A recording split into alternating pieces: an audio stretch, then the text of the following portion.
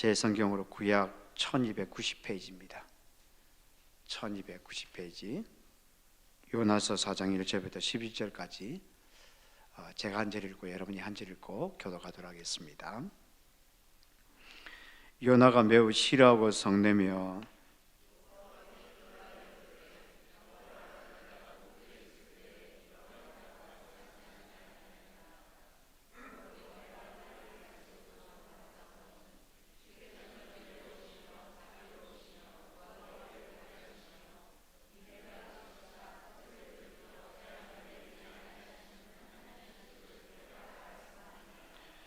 여호와여, 원하건대 이제 내 생명을 거두어 가소서. 사는 것보다 죽는 것이 내게 나음이니이다 하니,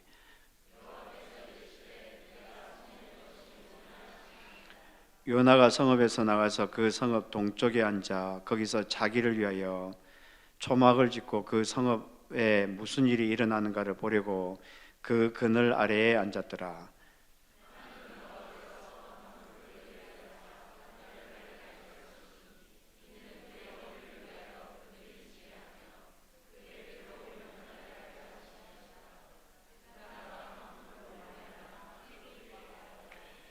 하나님이 벌레를 예비하사 이튿날 새벽에 그 박넝쿨을 갉아먹게 하심에 시드니라.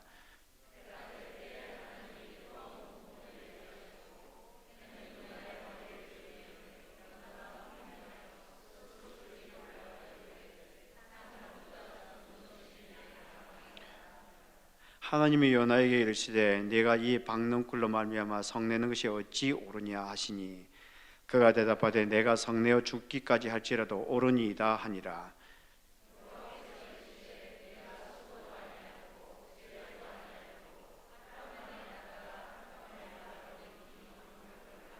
같이 읽습니다. 하물며 이 큰 성읍 니느웨에 있는 좌우를 분별하지 못하는 자가 12만여 명이요 가축도 많이 있나니 내가 어찌 아끼지 아니하겠느냐 하시니라. 아멘. 당신은 등불처럼 이라는 글이 있습니다. 당신은 등불처럼, 당신은 촛불처럼이네요. 당신은 촛불처럼. 이 글은 어느 목사님께서 쓰신 글인데, 이 글 안에 이런 내용이 있습니다. 이분이 고등학교 다닐 때에 그 연천에서 서울까지 한 50km나 되는 그 거리를 기차를 타고 통학을 하면서 고등학교를 다녔다고 합니다. 그래서 아침 새벽 4시 반에 일어나서 집을 나가서 3시간 동안 기차를 타고 그리고 학교를 가는 겁니다. 그리고 오후 5시가 되면 청량리에서 기차를 다시 타서 그리고 집으로 가는데 오후 9시가 되어서야 집에 들어가게 되었다고 합니다. 그러니까 한 6시간을 그 기차에 시달리면서 그렇게 살아갔던 것입니다. 그런데 어느 날이었습니다. 이분이 기차를 타고 또 늘 하던 것처럼 기차를 타고 집으로 갔는데 계속 서가다가 자기가 내려야 될 그 기차역을 12km를 앞두고 겨우 자리에 앉게 되었습니다. 그런데 깜빡 잠에 든 것입니다. 그래서 내려야 할 기차역을 놓치고 그 종점까지 갔습니다. 종점에서 다시 집으로 돌아와야 되는데, 자기 목적지에 돌아와야 되는데 8km를 걸어야 했다고 합니다. 근데 비는 처량하게 내리고요. 그리고 밖은 깜깜한데 혼자서 걸어가는 겁니다. 여러분, 시골에 이 어두움은 굉장히 그 도시보다 훨씬 더 어두워요. 그러니 얼마나 무서웠겠습니까? 그 길을 따라서 그래서 뛰기도 하고 걷기도 하고 그러면서 자기가 사는 마을 가까이에 이렇게 도착했는데, 이 길이 갈라지는 국도에 도착하게 되었습니다. 한 길은 자기 집으로 가는 길이고 또 한 길은 자기가 늘 타던 이용하던 그 기차역으로 가는 길이었습니다. 그런데 무슨 마음 때문이었는지 갑자기 기차역으로 발걸음을 옮기게 되었습니다. 그래서 기차역에 도착해 보니 그곳에 불이 켜져 있는 촛대를 보게 됩니다. 아버지가 이 촛대를 담은 그 등불을 켜들고 그곳에 있었던 것입니다. 마지막 기차가 지나간 지 2시간이 넘었는데 그리고 다시는 기차가 올 그런 가능성이 없는데 그곳에 등불을 켜들고 아버지가 그렇게 서 계셨던 것입니다. 왜 그렇게 서 계셨는지 지금도 모른다고 합니다. 자신은 또 그렇게 왜 그 집으로 가지 않고 그곳으로 가게 되는지 그것도 모른다고 합니다. 그러면서 이분이 이렇게 이야기를 했습니다.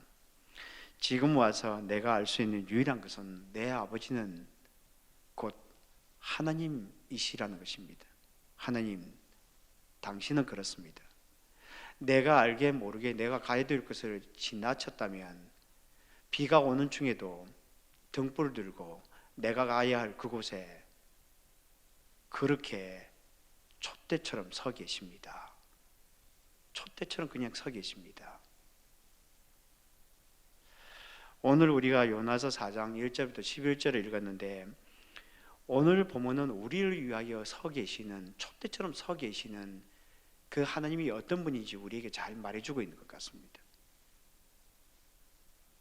제가 여러분들에게 지금 요나서 몇 주 동안 요나서를 지금 살피고 있는데 제가 처음부터 요나서 전체를 함께 묵상하겠다고 그렇게 말씀을 드리지 않았던 것은 제가 오래전에 제가 한번 요나서 1장의 첫 부분을 가지고 한번 나눴던 적이 있었거든요. 그래서 이것을 가지고 요나서를 가지고 지금 하나님의 말씀을 나눈다고 그렇게 이야기해야 될지 말아야 될지 잘 모르겠더라고요. 그런데 그래도 하나님께 주시는 말씀들 나눠야 되겠다 싶어서 그냥 요나서 4장을 저희들이 마지막 부분에 도착했는데 오늘 본문의 핵심은 두 가지 질문 속에 나오고 있습니다. 하나는 네가 성내는 것이 옳으냐라고 하는 것입니다. 네가 성내는 것이 옳으냐 하는 것입니다. 이것은 4절에 나오고 있는데 9절에서 조금 더 명확하게 이렇게 이야기를 하고 있습니다. 네가 이 박넝쿨로 말미암아 성내는 것이 어찌 옳으냐.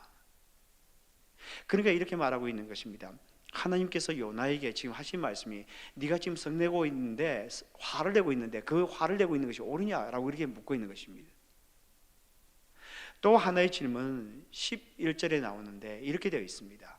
하물며 이 큰 성읍 니느웨는 좌우를 분별하지 못하는 자가 12만여 명이요 가축도 많이 있나니 내가 어찌 아끼지 아니하겠느냐 하시니라. 그러니까 하나님께서 이렇게 말씀하는 거예요. 니느웨 성에는 12만 명이 넘는 그런 사람들도 있고 가축도 많이 있는데 내가 그들을 어찌 아끼지 않겠느냐, 내가 그들을 어찌 불쌍히 여기지 않겠느냐, 그렇게 말씀하고 있는 것입니다. 이것은 요나서 4장에서는 주로 그 요나와 하나님과의 대화가 이루어지고 있는데 그 대화 속에서 하나님께서 요나에게 이 두 가지 질문을 하고 있는 것입니다. 이 두 가지 질문을 통해서 요나에게 어떤 교훈을 주고 싶어 하실까요? 첫째로 우리가 기억해야 될 단어는 은혜라는 것입니다. 은혜라는 것입니다. 하나님께서 우리에게 은혜를 베풀어 주고 싶어 한다는 것입니다. 그것을 너무 좋아하신다는 겁니다. 오늘 보면 1절과 2절에 보면 이렇게 되어 있습니다.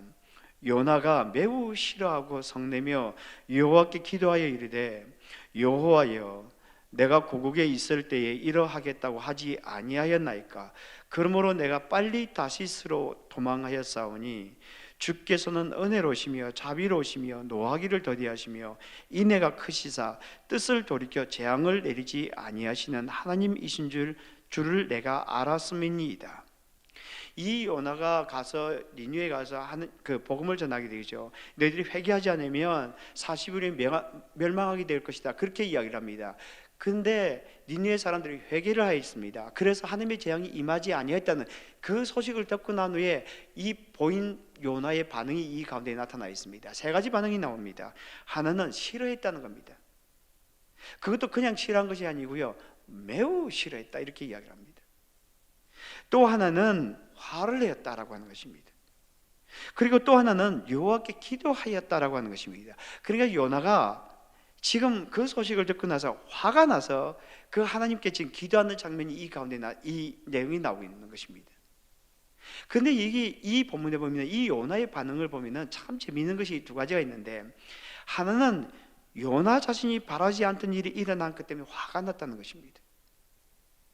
오늘 본문에 보면 이렇게 되어 있죠. 요나가 매우 싫어하고 성내며 기도하여 이르되, 이것을 원문을 근거해서 이렇게 풀어서 조금 말을 붙여서 표현해 보면 이렇게 되어 있습니다. 니느웨 사람들이 악한 길에서 떠났습니다. 악한 길에서 떠났습니다. 회개하였습니다. 그것을 보시고 하나님께서 재앙을 내리지 않으셨습니다. 그래서 요나는 잔뜩 화가 났습니다. 그래서 퉁명스럽게 하나님께 기도하였습니다 라고 그렇게 말을 하고 있는 것입니다.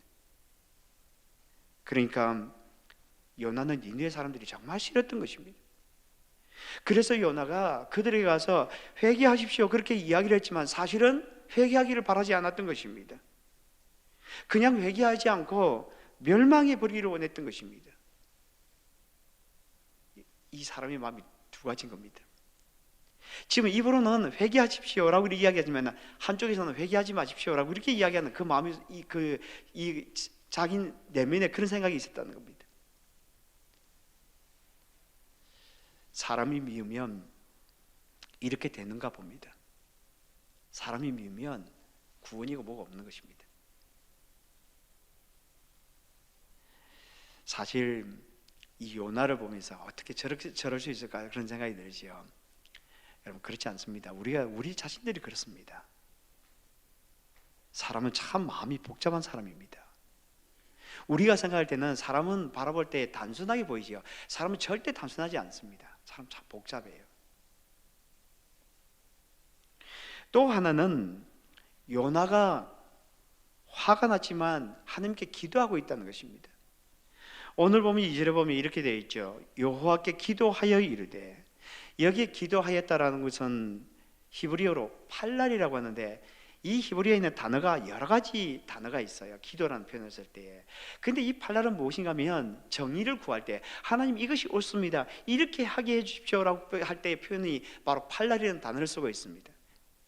그러니까 요나가 이렇게 기도하고 있는 것입니다. 하나님, 제가 고국에 있을 때 이런 일이 벌어질 것이라는 것을 잘 알았습니다. 주님께서는 친절하고 사랑이 많으시잖아요. 그래서 니느웨처럼 저렇게 못된 사람들도 멸망시키지 않으시고 구원하실 줄을 진작에 알았습니다. 그것 때문에 제가 다시스로 도망을 가려고 했던 것 아닙니까? 하나님께서 저를 억지로 보내셨기 때문에 이곳에 와 있긴 하지만 그래도 하나님 생각해 보십시오. 그들의 니느웨 사람들이, 아수 사람들이 이스라엘 백성들이 행한 것을 생각해 보십시오. 하나님이 더 잘 아시지 않습니까? 그렇다면 뭔가 조치를 취할 줄 알았는데 그들이 회개를 한다고 해서 그냥 다 받아주시고 하나님의 정의는 어디 있는 것입니까? 아무리 하나님께서 저에게 주신 사명도 중요하지만 이것은 도무지 받아들일 수가 없습니다. 하나님의 정의는 어디 있는 것입니까? 하나님 이것은 옳은 것입니까? 우리도 그런 항의를 할 때가 있죠. 하나님 이것은 옳지 못합니다. 이것이 정말 옳다고 생각합니까? 그리고 요나가, 저는 이 본문을 묵상하면서 요나가 마음에 가지고 있는 복잡한 마음을 가지고 기도하면서 그의 눈에서 눈물이 흘러내렸을 것이라고 생각합니다. 하나님은 우리의 진솔한 기도를 듣기를 원하십니다. 하나님은 우리의 마음에 가지고 있는 고통의 소리를 듣기를 원하십니다. 하나님은 우리의 슬픔의 소리를 듣기를 원하시고요, 이해할 수 없는 그런 일로 인하여 생기는 질문에 대하여 우리의 입으로 그 이야기를 듣고 싶어 하십니다. 하나님께서 우리의 마음을 모르실까요? 하나님은 우리의 마음을 잘 아실 것입니다. 그런데 왜 이렇게 하나님께서 기도를 듣기를 원하실까요? 하나님은 이 소리를 통하여 우리의 마음을 들여다보기를 원하시는 겁니다. 여러분, 너무 멋진 말로 기도하려고 하지 마십시오. 물론 대표 기도를 할 때는 우리가 대표 기도를 통해서 기도를 올바르게 하기 위해서는 그렇게 기도를 해야 합니다. 그러나 하나님께 우리가 기도할 때 아주 미사역으로 사용해서 아주 멋들어진 기도를 하는 것을 하나님께서 원하지 않습니다. 여러분, 그냥 있는 그대로 고백하면 됩니다. 여러분, 시편을 보시면은 다윗의 그 내용을 볼 수 있는데, 여러분 기도가 잘 되지 않고 말씀이 잘 읽어지지 않으면 시편을 한 장씩 읽어보면 참 좋습니다. 왜냐하면 시편의 내용만큼 이 다윗만큼 자기 마음을 잘 표현하고 있는 사람이 없기 때문입니다. 근데 시편 55편에 보면 이렇게 되어 있습니다. 나는 하나님께 부르짖으리니 여호와께서 나를 구원하시리로다. 저녁과 아침과 정오에 내가 근심하여 탄식하리니 여호와께서 내 소리를 들으시리로다. 다윗은 지금 심한 근심 가운데 있었습니다. 이 근심이라고 하는 것이 아마도 다윗의 아들 그 압살롬의 배반 때문에 생긴 근심이었을 것이라고 생각합니다. 자신의 아들이 말입니다. 그 상황 속에서 다윗은 이렇게 고백하고 있습니다. 나는 하나님께 부르짖으리니 여호와께서 나를 구원하시리로다. 다윗은 참 진솔했습니다. 하나도 숨기지 않습니다. 여러분, 우리의 삶 가운데 이해할 수 없는 일로 마음에 큰 짐을 가지고 있는 분들이 있습니까? 하나님께 나의 있는 그대로, 나의 있는 하나님 앞에 깊이 기도할 수 있게 되기를 바랍니다. 여러분, 혹시 엎드려서 하나님 앞에 기도하기를 힘들면 그냥 산책하세요. 산책하시면서 그냥 있는 그대로 이야기를 한번 해보세요. 있는 그대로. 그러면 하나님께서 우리의 기도를 들으실 것입니다. 여러분, 때로는 우리의 마음에 가지고 있는 소원들을 이야기할 때에 차를 타고 가면서 하나님 앞에 그냥 이야기하십시오. 어떤 분들은 제가 참 이전에 교회에서 어떤 한 분의 이야기를 들었는데, 이분은 기도하는 시간이 차를 타고 가는 시간이었다고 합니다. 그래서 하나님 앞에 자기 마음을 있는 대로 막 이야기하다가 자기가 빠져야 돼 나갈 그 길을 놓쳐버린 적도 여러 번 있었다고 합니다. 여러분, 그렇게 하시면서 마음의 소원을 이야기를 한번 해보십시오. 그러면 하나님께서 우리에게 들려주고 싶어 하시는 그 소리를 들을 수 있을 것입니다. 그런데 왜 하나님께서 이 분노와 항의가 섞인 요나의 기도를 계속 들으셨을까요? 요나가 대단한 사람이었을까요? 그는 선지자 중에 한 사람이었을 뿐입니다. 그러면 그는 충성스러운 사람이었을까요? 아닙니다. 그는 하나님께서 말씀하시는 것을 그렇게 달가워하지 않았습니다. 우리 같았으면 아마 벌써 내버려뒀을 거예요.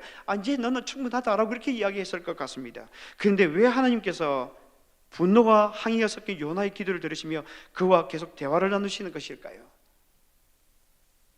단적으로 말하자면 진짜 은혜가 필요했던 사람은 니느웨 사람들이 아니었어요. 진짜 은혜가 필요했던 사람은 요나였습니다. 하나님께서 다루고 싶어하는 사람은 다루고 싶어하는 것은 요나의 사역이 아니었습니다. 니느웨에서 가서 복음을 전하라는 것이 아니었어요. 하나님께서 다루고 싶어하는 것은 요나 그 사람이었습니다. 요나의 마음이었어요.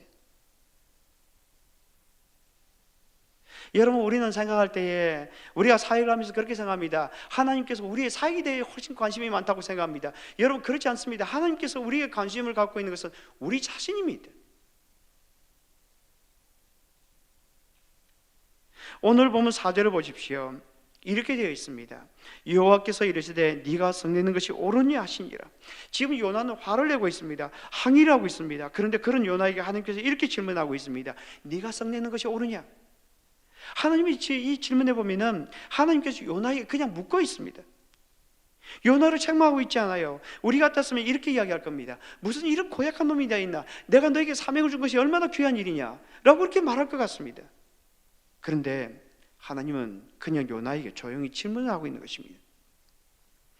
또 하나는 무엇이 옳은지 생각해 보라는 것입니다. 여기에 옳다라고 하는 것은 히브리어로 토브라고 하는데, 이 토브라고 하는 것은 좋다라는 단어입니다. 여러분, 하나님께서 창조하실 때에 그 모든 것이 보기에 좋았다라고 할 때 이 토브라는 단어를 쓰고 있습니다. 그러니까 요나에게 하나님께서 이렇게 말씀하고 있는 것입니다. 요나야, 네가 왕 짜증을 내면서 니느웨 사람들이 회개하는 것에 대하여 화를 내고 있는데 네가 화를 내는 것이 선한 것으로 보이느냐? 네가 화를 내는 것이 형통한 것처럼 보이느냐라고 이렇게 질문을 하고 있는 것입니다. 그러니까 생각해 보라는 것입니다. 지금 하나님께서 요나를 설득하고 있는 것입니다. 요나를 설득하고 있는 거예요. 하나님은 그의 은혜가 필요한 사람들을 절대 포기하지 않습니다. 그리고 끝까지 설득하십니다. 우리 같았으면 이야기할 때, 우리 자녀들을 대할 때도 그렇게 이야기하지 않습니까? 너 이거 해, 안 하면 너 혼내 라고 이렇게 이야기를 합니다. 근데 하나님은 우리를 대할 때 그렇게 대하지 않는다는 겁니다. 끝까지 설득하시고 기다리신다는 겁니다. 여러분 누가복음 15장에 나오는 큰 아들을 보십시오. 작은 아들이 드디어 집으로 돌아왔습니다. 그때 아버지는 잔치를 벌였습니다. 풍악을 울렸고요. 그리고 서로 어울려서 춤을 추기 시작했습니다. 그때 큰 아들이 밭에서 돌아왔습니다. 그때 그 소리를 듣고서 그 종을 불렀습니다. 무슨 일이냐? 그러자 이 종이 대답하기를, 당신의 동생이 건강하게 돌아왔기에 아버지가 송아지를 잡았나이다. 그때 큰아들이 어떻게 반응했습니까? 노하여 들어가고자 하지 아니하거늘. 큰아들이 화가 났습니다. 그리고 들어가고 싶어 하지 않았습니다. 들어가자고 권유하는 아버지에게 이렇게 말했습니다. 아버지, 제가 아버지께 돼서 오랫동안 잘 섬겼습니다. 말씀도 거역하지 않았습니다. 그런데 저에게 염소 새끼 하나로 잡아준 적이 있었습니까? 염소 새끼 하나로도 잡아서 나의 친구들과 함께 잔치를 하게끔 저에게 그렇게 배려해 준 적이 있었습니까? 내 동생을 보십시오. 내 동생은 아버지의 유산을 다 팔아가지고 그것도 창기들과 함께 모든 것을 다 탕진하고 그리고 돌아왔는데 그를 위하여 송아지를 잡다니요. 이것이 옳은 일입니까? 저는 받아들일 수가 없습니다. 그때 아버지가 이렇게 말을 합니다. 예, 너는 나와 함께 있으니 내 것이 다 너희 것이로되 이 내 동생은 죽었다가 살아났으며 내가 이랬다가 얻었기로 우리가 즐거워하고 기뻐하는 것이 마땅하니라. 큰아들이 어떻게 반응했을까요? 성경에는 아무런 표현을 하고 있지 않습니다. 그러면 우리에게 이렇게 묻고 있는 것입니다. 아버지는 누구를 사랑했을까요? 여러분, 이 아버지가 누구를 사랑했을까요? 둘째 아들, 둘 다. 예, 맞습니다. 둘 다입니다. 아버지에게 큰 아들도 아들이었고 작은 아들도 아들이었을 뿐입니다.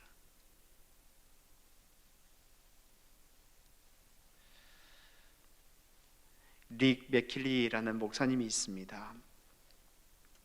이 목사님께서 어느 날 젊은 목사님을 만나셨는데 이 젊은 목사님은 막 개척을 해서 잘 이끌어 나가는 중이었습니다. 그런데 이 젊은 목사님이 릭 목사님께 이렇게 물었습니다. 목사님, 사역의 본질을 파악하지 못하는 사람들이 우리 교회에 있습니다. 그런 분들을 직분에서 물러가게 하고 싶은데 어느 때 그렇게 하면 제일 좋겠습니까?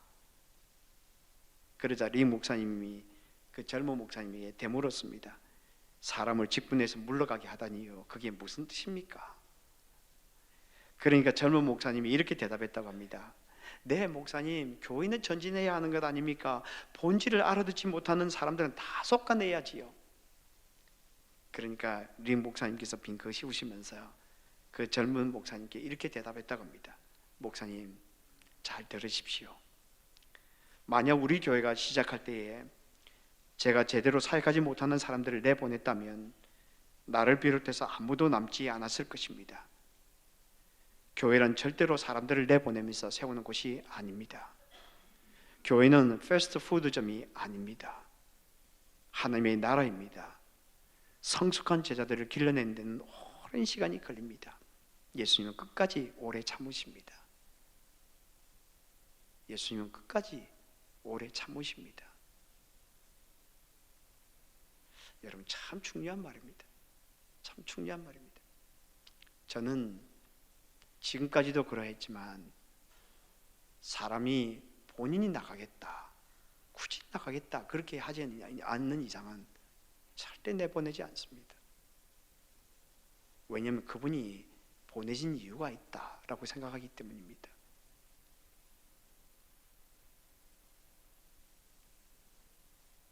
그래서 지금도 떠나간 사람들 다 기억합니다. 교역자들뿐만 아니라 성도들을 다 기억합니다. 그리고 그들을 위하여 기도합니다.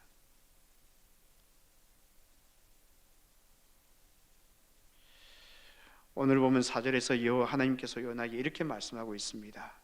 여호와께서 이르시되 네가 성내는 것이 옳으냐 하시니라. 네가 성내는 것이 옳으냐 하시니라.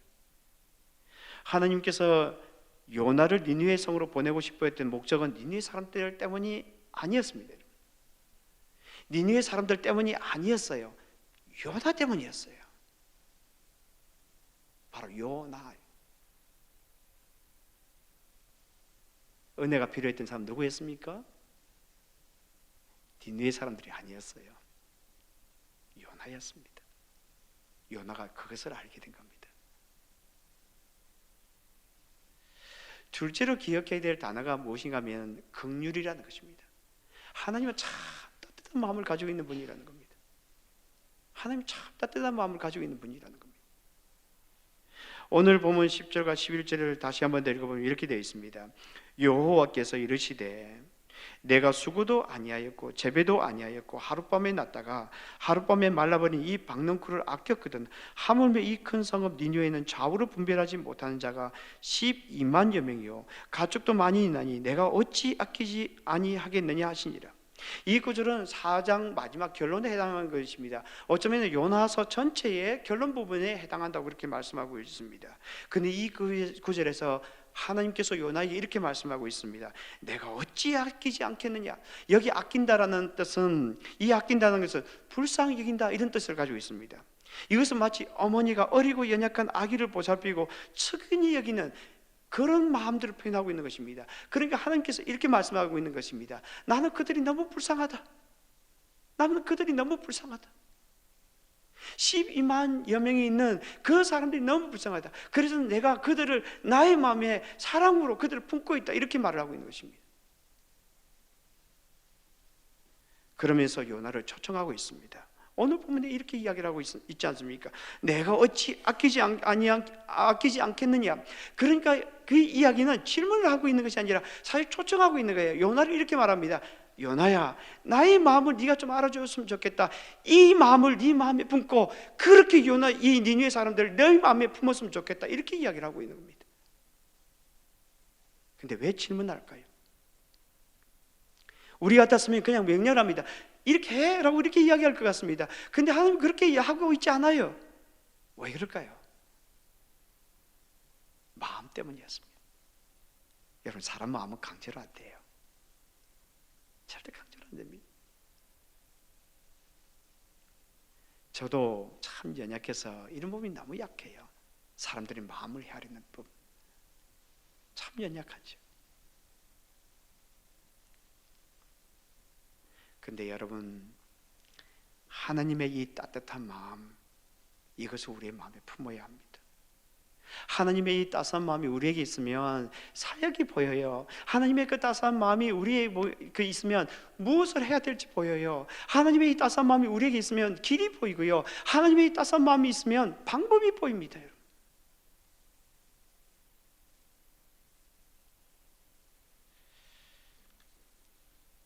어느 선교사님에 대하여 이런 이야기를 전해 들은 바가 있습니다.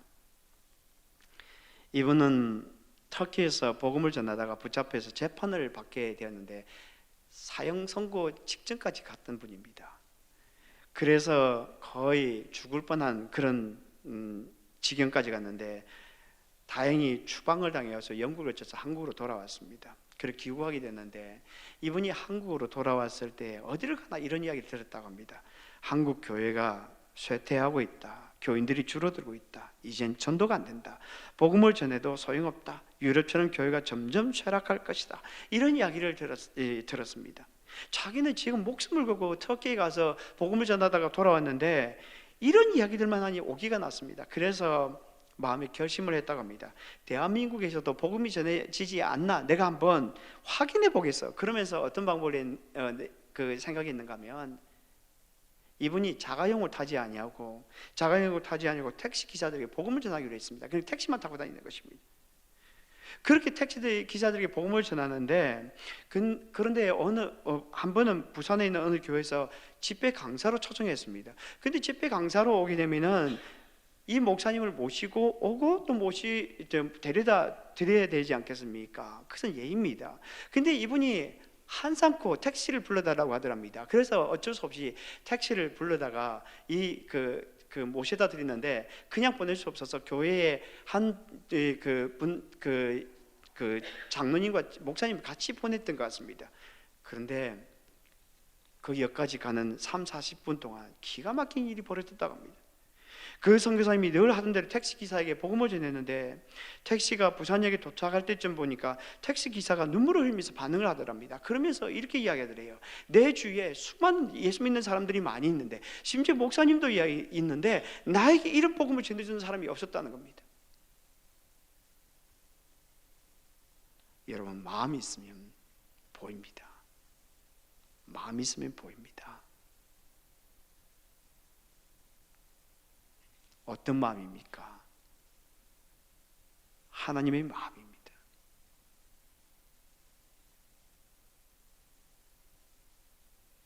이번 5월에 저희들이 전도축제를 하게 될 것인데, 우리 가운데 아는 사람이 없습니까? 예수 믿지 않는 아는 사람이 없습니까? 하나님의 마음으로 기도해 보십시오. 하나님, 만나게 해주십시오. 그럼 분명히 사람을 만나게 해주실 겁니다. 여러분, 어떻게 말해야 될지 잘 모르겠습니까? 하나님의 마음으로 물어보십시오. 하나님, 제가 말재주가 없어요. 말을 잘 붙일 수 있게 해주십시오. 그러면 기가 막히게 좋은 말들을 떠올리게 하십니다. 그 사람과 어떤 관계를 맺어야 될지 잘 모르겠습니까? 그러면 하나님의 마음으로 물어보십시오. 하나님, 저 사람에게 관계를 맺으면서 전도를 하고 싶은데 어떻게 하면 좋겠습니까? 그럼 하나님께서 우리에게 방법을 알려주십니다. 오늘 본문 11절에서 이렇게 말합니다. 하물며 이 큰 성읍 니느웨에는 좌우로 분변하지 못하는 자가 12만여 명이요. 가축도 많이 있는데 내가 어찌 아끼지 않겠느냐 하시니라.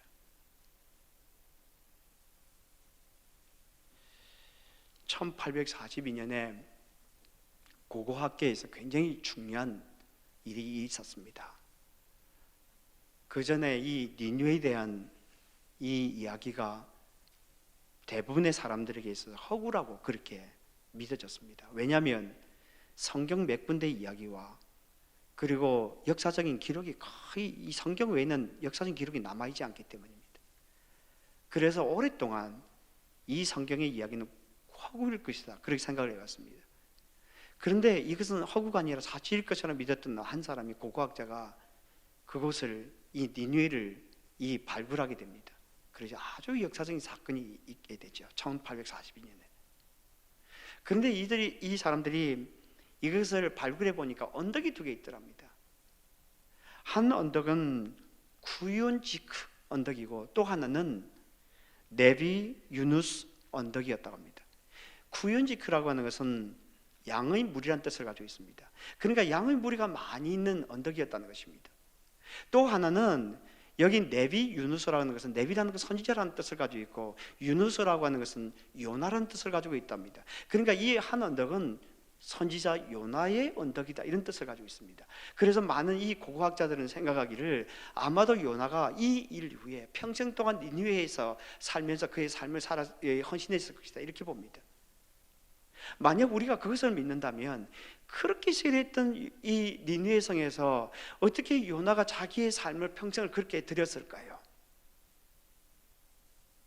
그것은 두 가지 때문이었을 겁니다. 하나는 은혜였습니다. 하나님의 은혜. 그 하나님의 은혜는 니느웨 사람들에게 필요한 것이 아니었고 자기에게, 나에게 필요한 은혜였구나 하는 것을 요나가 깨닫게 되었다는 것입니다. 또 하나는 긍휼이었습니다. 요나가 하나님의 마음을 보았던 겁니다. 그리고 그 마음을 품고 살아가기로 결심했던 것입니다. 오늘 우리에게 두 가지 단어를 알려주고 싶어 합니다. 그것은 하나님의 은혜입니다. 그리고 하나님의 긍휼입니다. 이 두 단어를 우리의 가슴에 품고 살아감으로 말미암아 복된 삶을 살아가는 저와 여러분이 되기를 주님의 이름으로 축복합니다. 같이 기도하겠습니다.